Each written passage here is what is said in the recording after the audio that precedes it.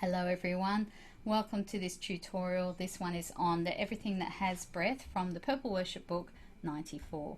This tutorial is intended for those musicians who play piano and accompany congregations or need to play items but are unsure how to approach a lead sheet. So if you have already seen the other one, that was on Come to the Lord, and this one is another guitar sounding piece that we need to try and make sound great on the piano. Thank you, Susan Toporis, for requesting this one. Now, when you're from a notation heavy background and you look at something that has barely any notation like this piece, it can look a bit daunting. So just remember to try and approach this with confidence, and when you play from it, play with confidence. You actually don't need all those notes if you understand the patterns, and that's what we're trying to help here. When you understand patterns, of course, that's a strategy you can take to other pieces that have lots and lots of notes in it that seem tricky. You can actually take these principles and simplify those pieces as well.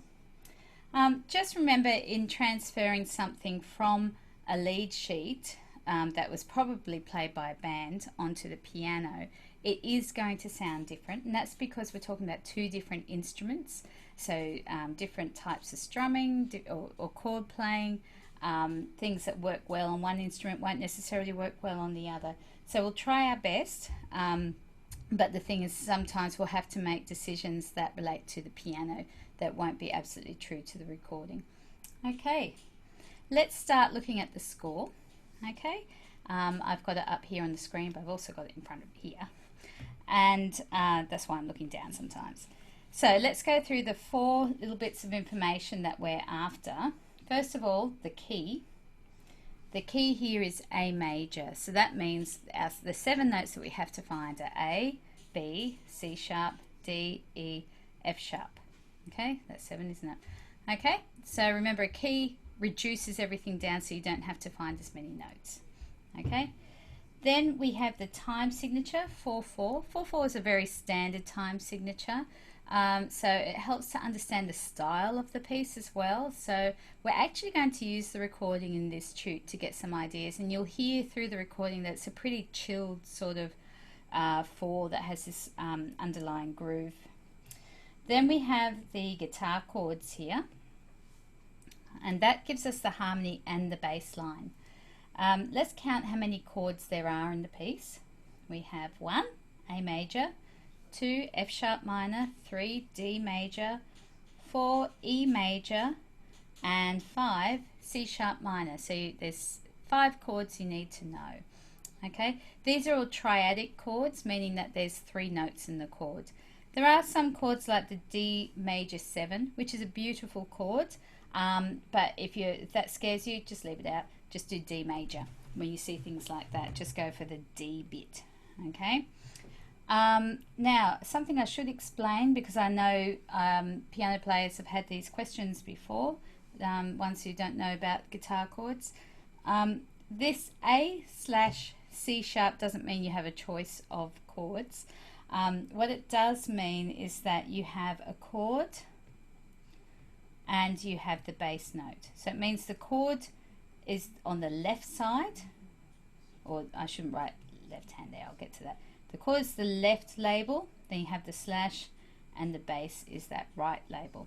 Now, it's weird for us piano players because, of course, that's opposite to our hands. So our hands, our bass note is on the left, and our harmony often is on the right. So if you see those slash things and think, hang on, which is the bass, which isn't, it's the opposite to your hand. So in these slash chords, or slash symbols, the second note is your left hand. The first letter is your chord. Hope that makes sense. Okay, now the last thing that we have to look at is the melody. Now, as I said before, the melody must be in the piece when you play it, especially if you're accompanying a congregation, or even if you're doing a solo item. If you don't put the melody in, there's nothing for the ear to hang on to, and then it's just a bunch of chords. Okay, so the melody is absolutely vital. The melody actually complicates this piece here, I have to say, because it's so busy. So it means when you're putting it on piano, you're not going to have room to put a lot of other stuff in because the melody's already quite busy. It reduces what you have to do, but it also limits it in some respects. The melody does look a little bit tricky. You know, there's things like dotted quavers and semiquavers and ties and rests and all this sort of stuff, offbeat stuff. It's basically just a melody that has been sung syllabically. Okay, so when you actually speak naturally, you do not speak like this in rhythm. You instead you'll have syllables that go fast and some that slow and some you put emphasis on and some you don't. And so when you actually write out speech, it can look a little bit odd, like this melody. My advice to you would be to go to YouTube or go to Apple or get your CD off your cupboard and listen to the song. You can see that it's down there at the bottom of the page, the album details, and I can guarantee you if you Google Christadelphian and Songs in a Strange Land, you'll probably come across this. Just with any of the worship book songs, just always add the word Christadelphian, you'll have more luck. Okay, when you find the recording, listen to the melody, sing it, and then play it. Don't try and sit there and count. That would be my advice to you. Okay. Right, so that's our 4 bits of information. That's we've talked about the recording, and we've also looked at the bass notes are different in those slash circumstances. So now what I'm going to do, I'm going to move to the piano. Okay, so here I am at the piano, and I've got my lovely purple book here. I've actually got the book here. I usually use the digital version, but for this one, I just thought I'd just get the book out for old time's sake.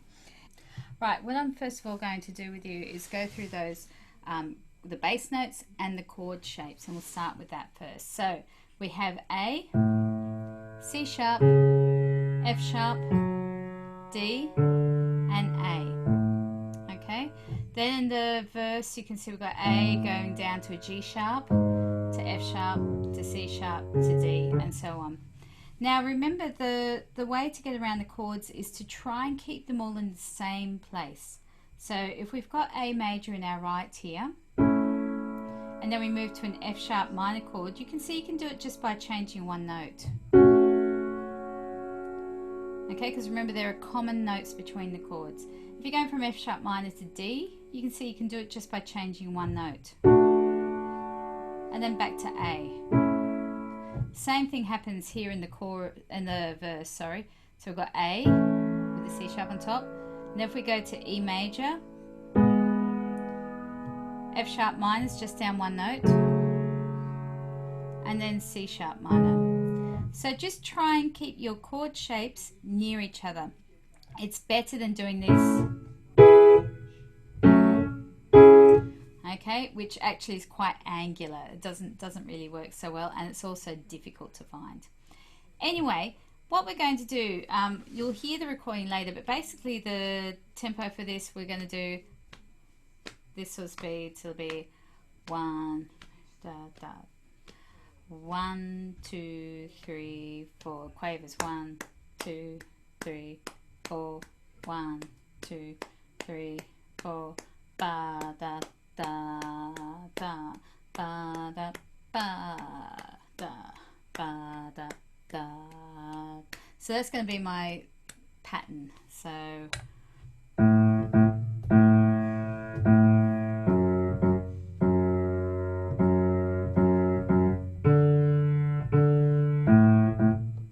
it's one that's used a lot. If you want to pare it back,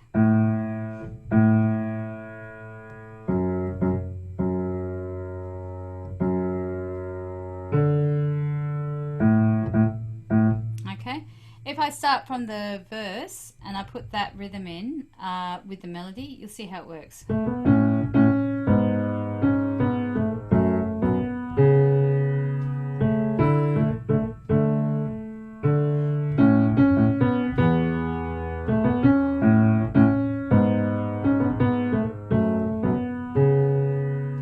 And so on.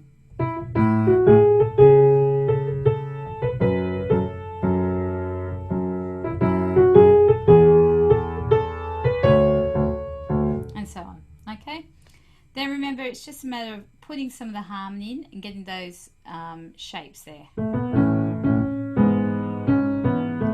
Oh.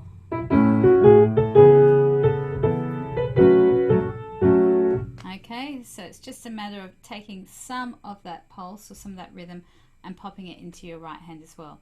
If I wrote that out, it'd be really complicated. It's better if you try and just learn the patterns and put them into the hands and then just try and bring it together in a more of a natural way. Okay, so now what we're going to do, we're going to listen to bits of the recording to get ideas, because this is so dependent on the melody. It's quite a repetitive song if I just put in chords and melody. We have a rule in music that you never play the same thing the same way. So if you repeat, you must change the way you play it. So we're going to take some ideas from the recording. Here's the introduction.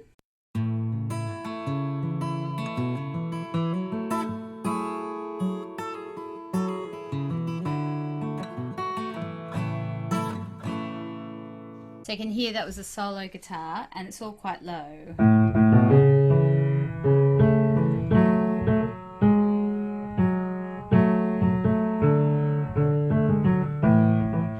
So you can just make something up there using that rhythm. Da ba da da ba da da da da. What I didn't add any pedal. I just sort of did single notes and held some down, and that was to try and get this idea of a solo instrument and a solo acoustic instrument. Okay, verse. Have you ever felt like there was no one? Then look above. There is God. Okay, so you can hear it's just basically guitar and voice, and the voice is quite low. So I'm going to stay down there. I'm going to leave off the pedal. I'm also going to try and do like what the guitar did and strum basically in time with the melody.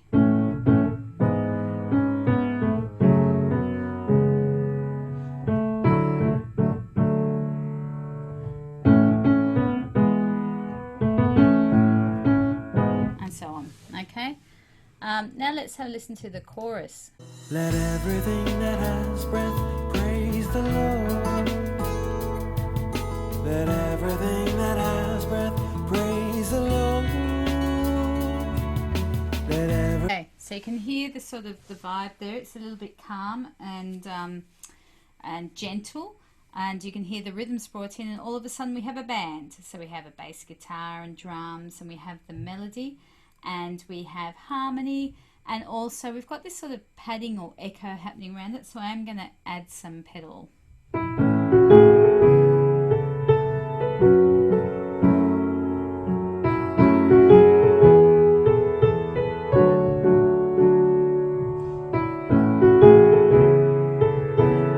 And so on. Sorry, there's something rattling here. Okay.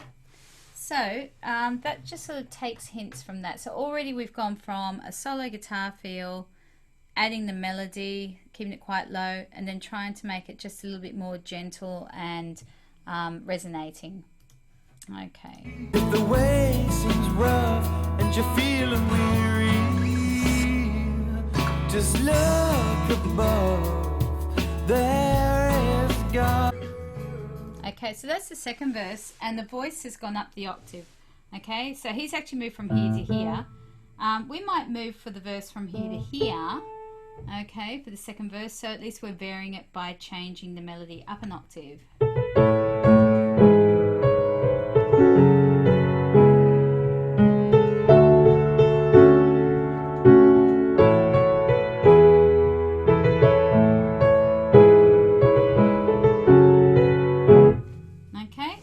Just varies it that way. Let's get to the next chorus. Let everything that has breath praise the Lord. Let everything that has breath praise the Lord. Let everything that has... So it's sort of more of what happened before, but just everything's just a little bit more fuller. So you can add an octave in the left or something like that. Just keep it gentle.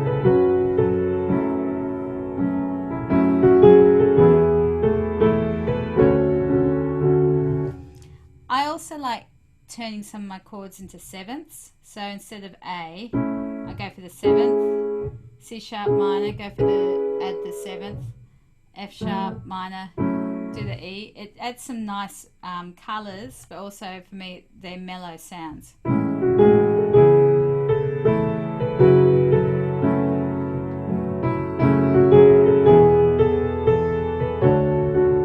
And so on. Okay, now we'll do the bridge. Yours is the kingdom and the power and the glory, the God of heaven and the God of earth. You give to those who love you a crown of glory. Let everything that has breath praise the Lord. Yours is the kingdom and the power and the glory, the God of... So what you can hear there, the first reiteration of the bridge was quite, it was the band. But then as soon as the repeat happened, strings and that sort of thing were added. Now we can't add strings here, and we're already sort of chording out here. So I think perhaps reduce it for the first bridge, and then bring it up for the second repeat, for the repeat. So listen, something like this.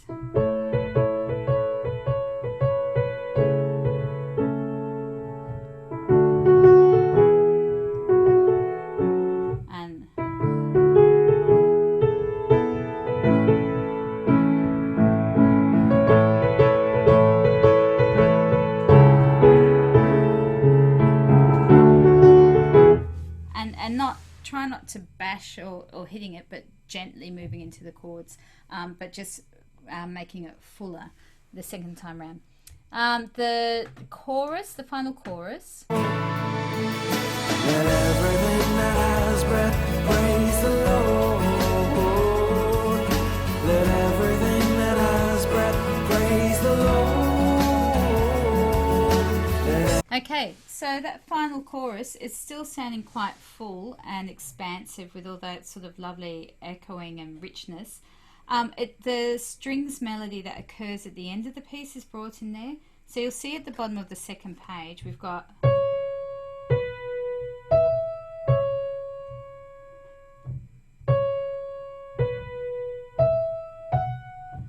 but that's played over the chorus.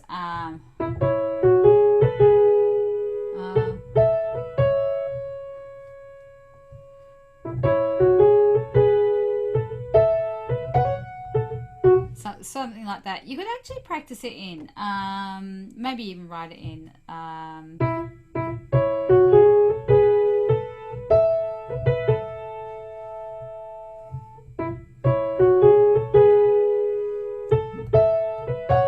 Something like that. It feels like it's just thirds and sixths above there, and then yeah, it's almost moving in sixths. So you can even work out the hand shape. I'll give it a go. It would take some practice. Something,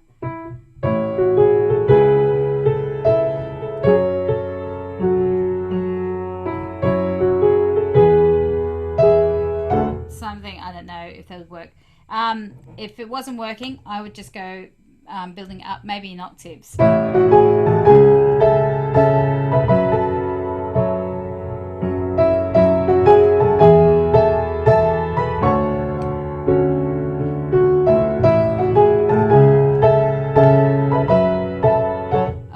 Octaves, just go up the octave, you know, something like that. Just trying to keep it full, but still with that sort of groove. And then the very end we have.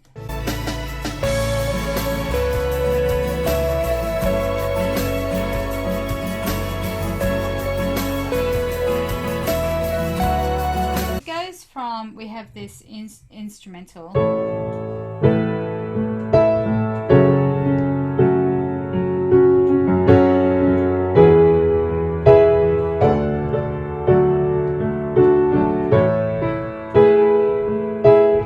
I'm not sure if I would actually do that, to tell you the truth. If it felt like the music had gotten really, really big, I don't know if throwing long note values on the piano suddenly works after that. So I think I would judge as I was going along whether I was going to include that bit or not. I might just leave it out. But then after that, it goes to this solo guitar to finish for the last 4 verses. So we could do something like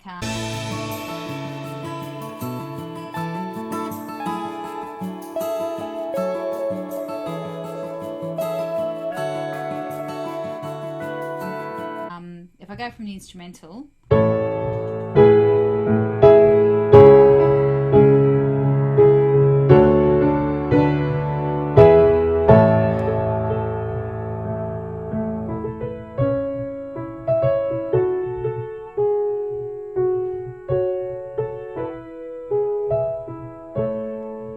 something like that, that just brings it right down to finish.